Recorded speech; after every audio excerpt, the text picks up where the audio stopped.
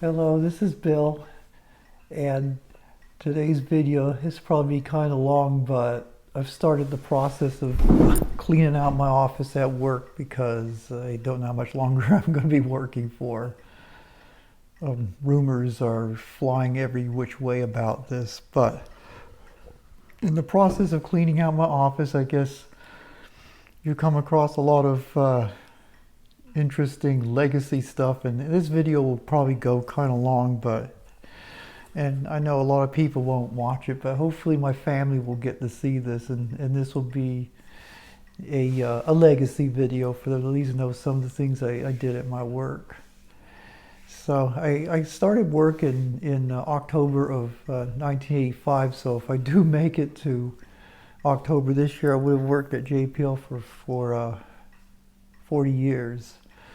And I worked on two projects for the most part. Yeah, the first one was a microwave limb sounder on the upper atmosphere research satellite that was launched in 1991. And that mission lasted until, I think officially until about 2005.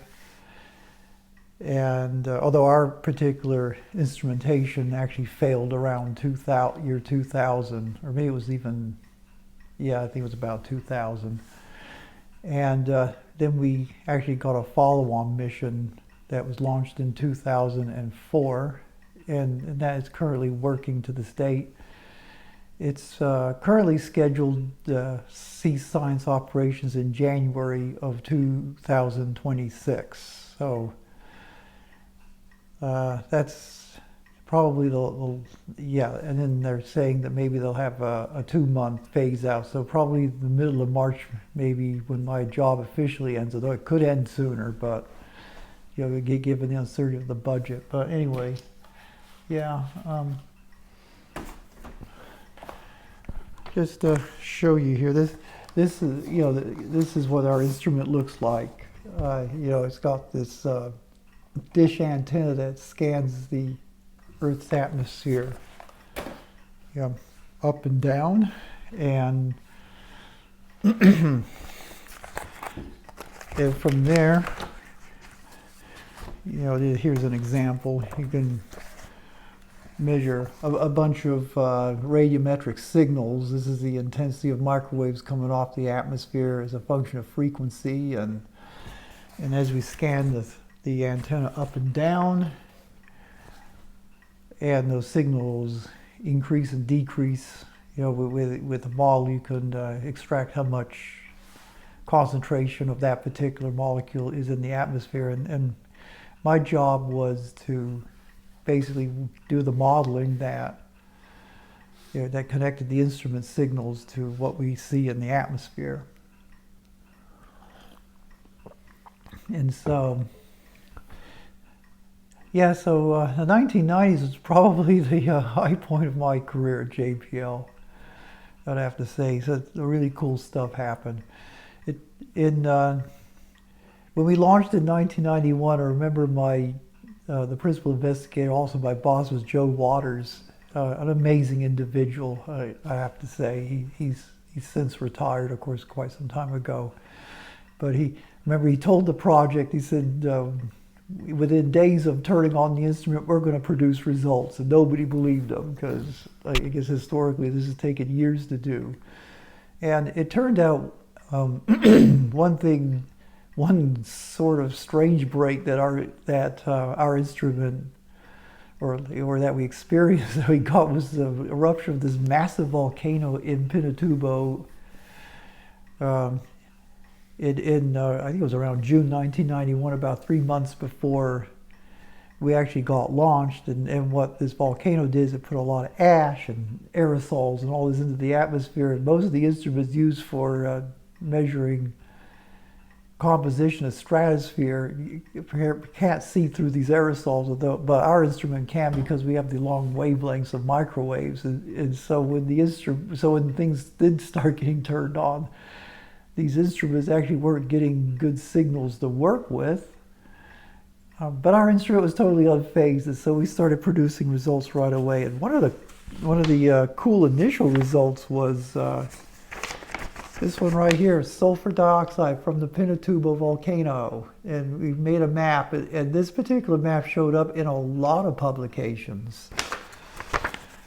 And this one in particular is actually Scientific American, which is a very widespread, yeah, I mean, a lot of people read this, so our results got put out right away. This came out in 1992. The other thing we discovered, and this is the purpose of our instrument, was to measure the vertical profiles of ozone. And so here's ozone at 46 hectopascal. Notice the low values in the tropics. And there was speculation whether the volcano had caused this. And the answer is yes, it did, but not chemically. It was a dynamical effect. These aerosols heated the atmosphere and basically caused the whole atmosphere to rise up some. And since ozone is lower as you go down in the atmosphere, it basically took low values of ozone and rose them up to a higher level. So that's why it is low. But the purpose of our instrument actually was to measure ozone, the chlorine destruction of it, and to understand polar processes. And so the way this works, of course, is that the CFCs that were being manufactured at the time rise up into the stratosphere, and they're very inert molecules. They don't really react with anything, but when they get high enough in the atmosphere, they do end up being broken down by ultraviolet radiation. The very same thing that interacts with the ozone to protect us from UV radiation. So they break down, they form these highly reactive chlorine substances, one of them being chlorine monoxide.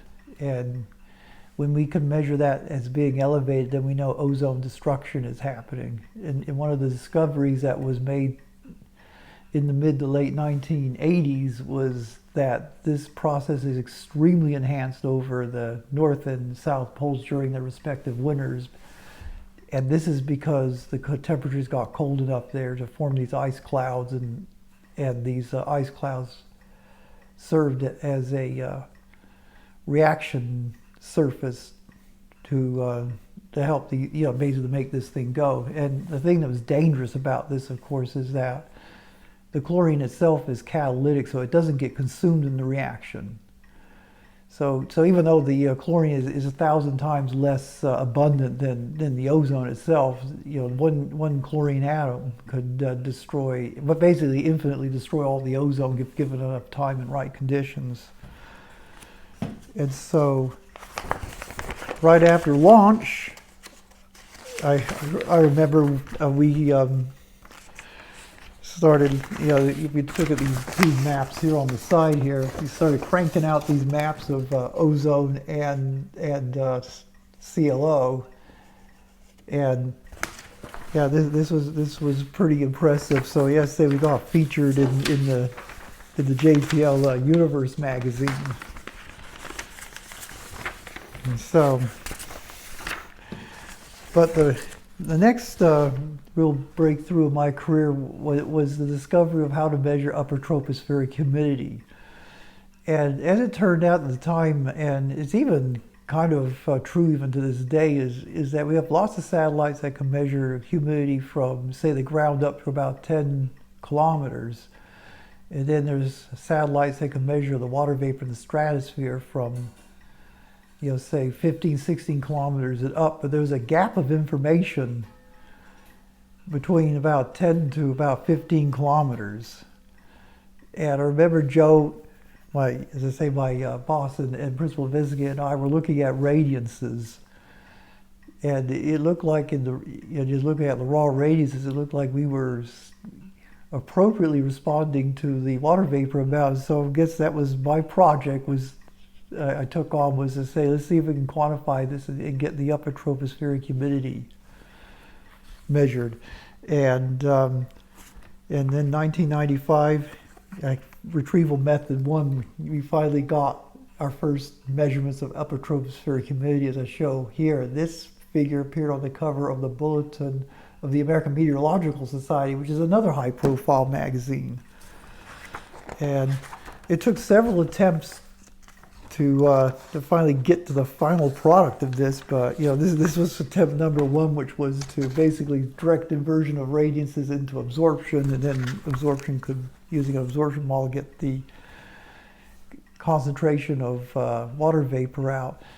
So anyway, at this time, we had put in this, this is a proposal here, it's the late 80s, proposal to put one of these microwave limb sounders on an EOS satellite, the one that I work on today, which is Aura. And we got this proposal selected in the late 1980s, and then here's a competitor, well, at the time it wasn't a competitor, here's another instrument that does some of the similar measurements called Sapphire that also got selected. But, budget constraints, as is always, you're always dealing with this in NASA. They said they were only going to go with one of these two instruments. And I remember Joe was in Washington all the time fighting for the microwave limb sounder. And eventually they decided to have a meeting where they were going to, each person representing the instrument had an hour to present what their instrument could do, and then I guess selection committee would decide which of the two instruments they would choose. And I remember that this was probably around 1994, or yeah, probably maybe even been 93. It was early in the process, and I remember Joe dropped the upper tropospheric humidity measurement in the presentation. And the Sapphire instrument, our competitor, could not make this measurement because it works at a higher frequency, and the atmosphere is just too opaque. So, just by good fortune of working where the atmosphere is more transparent, in the frequency range, let's say we dropped this new invaluable measurement on there, and it sold the day. And Bob Watson, who was a project manager at the time, said that, yeah, I'm going to select MLS because it could do this measurement, the upper tropospheric humidity. But that was not the end of the story. So, again, more budget pressures, more threats of deselection. And then 1997 rolled around, and, featured in the universe. You probably have seen these maps here. This is a map of sea surface height from Topex Poseidon. And what was really significant about this particular year was that the Earth experienced a pretty massive El Nino, one that had been one of the biggest in decades, and for the first time we could actually measure this from satellite. So we could actually see the global impact of this, which is really actually an oceanic phenomenon on the atmosphere and the stuff. And at the time, I remember there was a paper coming out, published, that was showing that the MLS, upper tropospheric humidity, had some correlation with sea surface temperature. And so I'll show here how this all works. Okay, these bottom panels here actually shows what happens in an El Nino event. This is a normal condition. The warm seawater, this is measured by buoys profiling down into the ocean. The warm water tends to be over to the Western Pacific, or towards Indonesia. During an El Nino event, this warm water shifts to the east, over to South America. So the warm water is over here, and this is just more kind of when the whole 1997-98 El Nino was breaking up. But what happened, what we found out, or at least what I discovered, was that you get these storm events, like they call them convective events, but they're basically thunderstorms and stuff. They do occur over warm water because the warm water gives it the energy. It's kind of like a hurricane, but it's on a much smaller scale. And so what happens here is that this convective system sends water up into the atmosphere, as it condenses and rains, and then at a level where the atmosphere becomes in balance with the energy of the convection, all this water vapor is spewed out. It turns out that up around 12 kilometers, it is where it happens. So you can see the very high water vapor measured by the MLS. Basically stacking over where the warm water is, and then during the El Nino, you see the wet features have now moved to the east, stacking over the where the warm water is, and then you can see it's kind of spread across the entire tropics here, or Pacific tropics, and of course the warm water is spread across the tropics, and yeah, this was a really cool finding, and of course got a lot of attention. I even got featured on the national news talking about this. Imagine me, someone like that, being on national news. But one of the things that was also noteworthy is you notice that at the levels below, this is around 6 to 8 kilometers, you don't see anything really here. And that's where the other satellites can measure water vapor. And the problem is that it turns out these convective events are pretty small spatially, and while they're rising up, generally they're just entraining air around its environment. So they don't really show any particular anomalous moistening in their core, but it's when they detrain, where the energy of the convective system now is in balance with the energy of the atmosphere. It spews out all this water vapor spatially that we could pick up on our satellite because we were actually sampling at the right altitude to see this. And so that's why it looks dry underneath these convective events here. So this was a very unique measurement. And of course, MLS got featured again in the universe. Here are some maps I'd made of the water vapor anomaly showing the ENSO event, and everything was all black and white back then. Actually, I kind of like the fact that we have these paper copies. They don't do this anymore, but have these paper copies of these things that you can just archive and have for reference. This here is kind of a color version of what you see there. And then eventually, I wrote a pretty cool animation program. These are the panels here. See, it looks better. I was getting better at this stuff.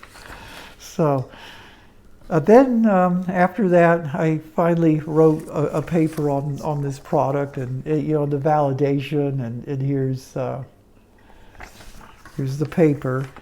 And at the end of the day, the